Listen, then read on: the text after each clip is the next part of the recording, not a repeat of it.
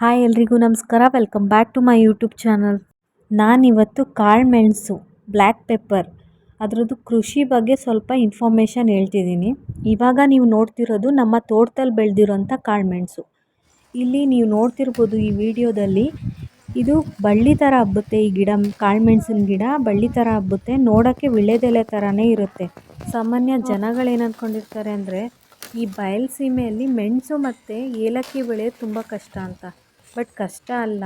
ಇವಾಗ ನೀವು ನೋಡ್ತಿರೋಂಥ ಗಿಡ 10-12 ವರ್ಷ ಏಜ್ ಆಗಿದೆ ಇದೊಂದು ಗಿಡಕ್ಕೆ.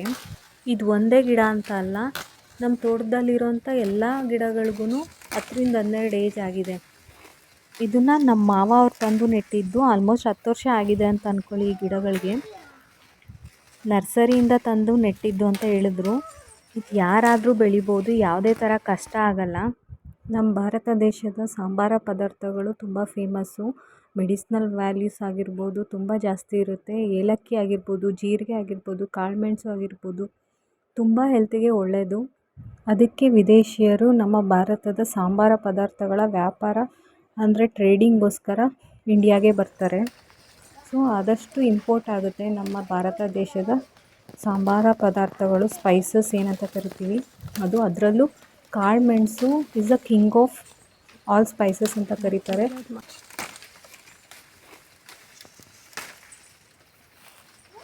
ಒಂದು ಗಿಡದಲ್ಲಿ ನಾವು 3-4 kg ಮೆಣಸನ್ನ ತೆಗಿಬೋದು. ಇನ್ನೂ ತುಂಬ ಚೆನ್ನಾಗಿ ಬಂದಿದ್ದರೆ 5-8 kgವರೆಗೂ ಇಳುವರಿ ತೊಗೊಬೋದು. ನೀವು ನಂಬ್ತಿರೋ ಬಿಡ್ತಿರೋ, ನಾವು ಯಾವುದೇ ಥರ ಕೆಮಿಕಲ್ ಸ್ಪ್ರೇ ಇದಕ್ಕೆ ಮಾಡಿಲ್ಲ. ಈ ಎಲೆಗಳಿಗೆ ಯಾವುದೇ ಥರ ಕೆಮಿಕಲ್ ಸ್ಪ್ರೇ ಮಾಡಿಲ್ಲ. ನೀವು ನೋಡ್ತಿರ್ಬೋದು ಕೆಲವು ಎಲೆಗಳು ಒಣಗೋಗಿದ್ದಾವೆ. ಇದು ಸೇಮ್ ಮಾವಿನ ಮರದ ಥರ ಹಳೆ ಎಲೆ ಎಲ್ಲ ಉದುರಿ ಹೊಸ ಎಲೆ ಚಿಗುರುತ್ತೆ. ಇಲ್ಲಿ ನೋಡ್ತಿರ್ಬೋದು ಒಣಗೋಗಿದೆ ಎಲೆ, ಯಾವುದೇ ಥರ ಕೆಮಿಕಲ್ ಸ್ಪ್ರೇ ಮಾಡಿಲ್ಲ. ನೋಡ್ತಿರ್ಬೋದು ನಾವು ಫ್ಯಾಮಿಲಿ ಎಲ್ಲ ಬಂದು ಮೆಣಸನ್ನು ಬಿಡಿಸ್ತಿದ್ದೀವಿ. ಇದೇ ಮೆಣಸು ಹಾರ್ವೆಸ್ಟಿಂಗು. ಈ ಥರ ಬಿಡಿಸ್ಕೊಂಡು ಹೋಗಬೇಕು. ತುಂಬ ಎತ್ತರವಾಗಿ ಬೆಳೆದಿದ್ರೆ ಏಣಿ ಯೂಸ್ ಮಾಡ್ಕೊಂಡು ನಾವು ಕೀಳ್ಬೋದು. ನನ್ನ ವಿಡಿಯೋದಲ್ಲಿ ನೋಡ್ತಿರ್ಬೋದು ನೀವು.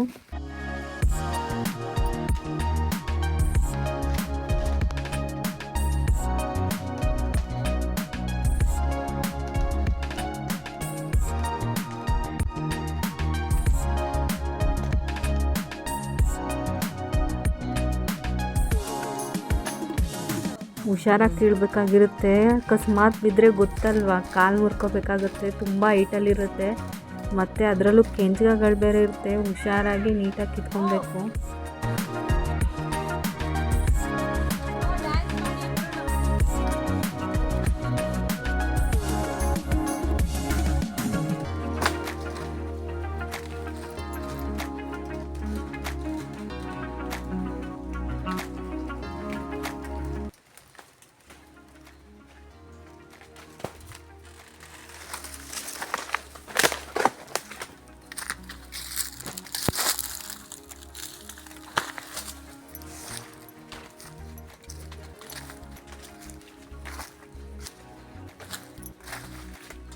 ಇನ್ನೊಂದೇನು ಗೊತ್ತಾ, ಇದಕ್ಕೆ ಯಾವಾಗಲೂ ನೀರು ಹಾಕಬೇಕು ಈ ಗಿಡಗಳಿಗೆ ಅಂತ ಏನಿಲ್ಲ.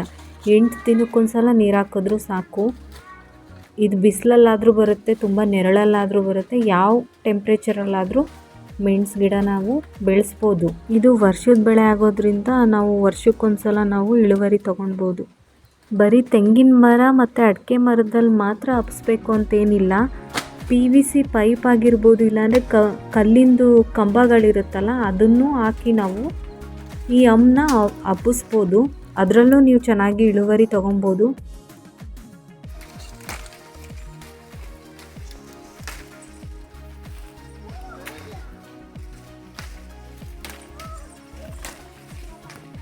ನಾವು ಇಡೀ ಫ್ಯಾಮಿಲಿ ಬಂದು ಮೆಣಸು ಬಿಡಿಸ್ತಿದ್ದೀವಿ. ಒಬ್ಬರು ಕೈಲಂತೂ ಆಗೋದಿಲ್ಲ. ತುಂಬ ಜನ ಇತ್ತು ಅಂದರೆ ಬೇಗ ಮೆಣಸು ಬಿಡಿಸ್ಬೋದು. ಮೆಣಸು ಬಿಡಿಸಾದ್ಮೇಲೆ ಮತ್ತೆ ಅದನ್ನು ಒಣಗಿಸ್ಬೇಕು. ಒಣಗಿಸಿದಾದ್ಮೇಲೆ ಕಾಳುಗಳನ್ನೆಲ್ಲ ಬಿಡಿಸ್ಬೇಕಾಗುತ್ತೆ. ಅಂದರೆ ಕಾಳನ್ನ ಸಪ್ರೇಟ್ ಮಾಡಬೇಕಾಗುತ್ತೆ, ಕೈಯಲ್ಲಿ ಬಿಡಿಸ್ಬೇಕು ಅದನ್ನು. ಈ ವಿಡಿಯೋದಲ್ಲಿ ನಾನು ಕಾಳುಮೆಣಸು ಕೃಷಿ ಬಗ್ಗೆ ಸ್ವಲ್ಪ ಮಟ್ಟಿಗೆ ಇನ್ಫಾರ್ಮೇಷನ್ ನಿಮಗೆಲ್ಲ ತಲುಪಿಸಿದ್ದೀನಿ. ಇನ್ನಷ್ಟು ಮಾಹಿತಿನ ನಾನು ನೆಕ್ಸ್ಟು ವಿಡಿಯೋದಲ್ಲಿ ಅಪ್ಲೋಡ್ ಮಾಡ್ತೀನಿ.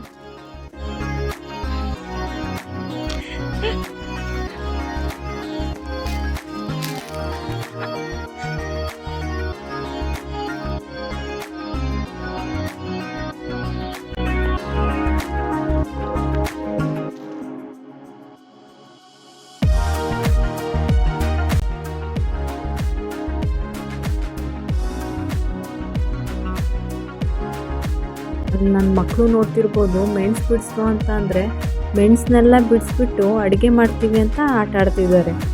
ಮಕ್ಳಿಗೆ ಏನು ಮಾಡಿದ್ರು ಚೆನ್ನಾಗಿರುತ್ತೆ. ಅಲ್ಲಿ ನೋಡಿ ಅಲ್ಲಿ ಬಿಡಿಸ್ತಿರೋದು. ಅದರಲ್ಲೂ ಅಮ್ಮ ಸೀರೆ ಉಡಿಸು ಅಂತ ಅಂದು ಸೀರೆ ಉಡಿಸ್ಕೊಂಡು ಬಿಡಿಸ್ತಿದ್ದಾಳೆ.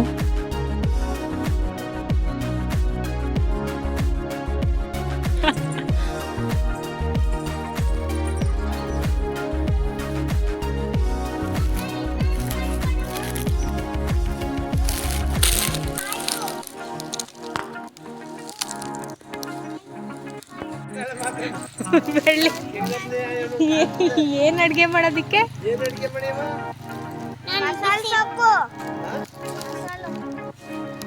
ಅವಳು ಹೇಳ್ತಾಳೆ ಏನೇ ಅಡ್ಗೆ ಮಾಡ್ತೀಯ? ಕರೆಕ್ಟಾಗಿ ಹೇಳು. ನುಗ್ಗೆಕಾಯಿ ಸೊಪ್ಪು.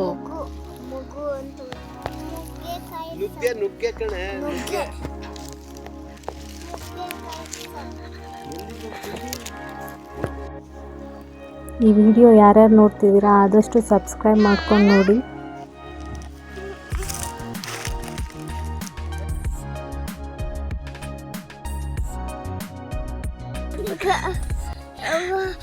ಹೋಗು, ನಾನು ವಿಡಿಯೋ ಮಾಡಬೇಕು. ಒಂದು ನಿಮಿಷ ಇಲ್ಲಿ ಬಿಡಿಸಿ, ಇಲ್ಲಿ ಕೇಳ್ತೀನಿ. ನನ್ನ ಮಗ ಅಂತೂ ಕೆಂಚ ಹೆದರ್ಕೊಂಡು ಅವ್ನು ಡ್ಯಾನ್ಸ್ ಮಾಡೋದು ನೋಡಿ ನೋಡಿ ನಗ್ತಿದ್ವಿ.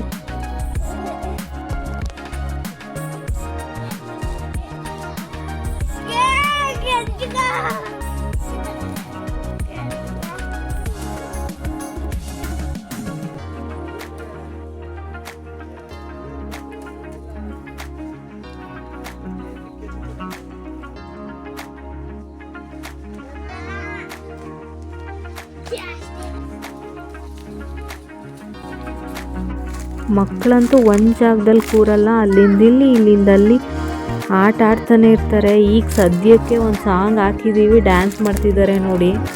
ಅವ್ರ ಜೊತೆ ನಮ್ಮ ಮಾವನು ಡ್ಯಾನ್ಸ್ ಮಾಡ್ತಿದ್ದಾರೆ.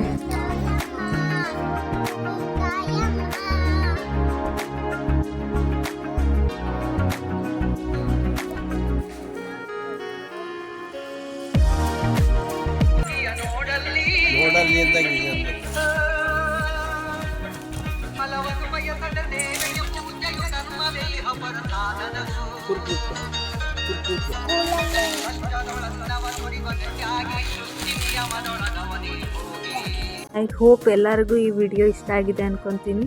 ಇಷ್ಟ ಆಗಿದ್ರೆ ಲೈಕ್ ಮಾಡಿ, ಶೇರ್ ಮಾಡಿ, ಕಮೆಂಟ್ ಮಾಡಿ, ಪ್ಲೀಸ್ ಸಬ್ಸ್ಕ್ರೈಬ್ ಮಾಡಿ. Thank you.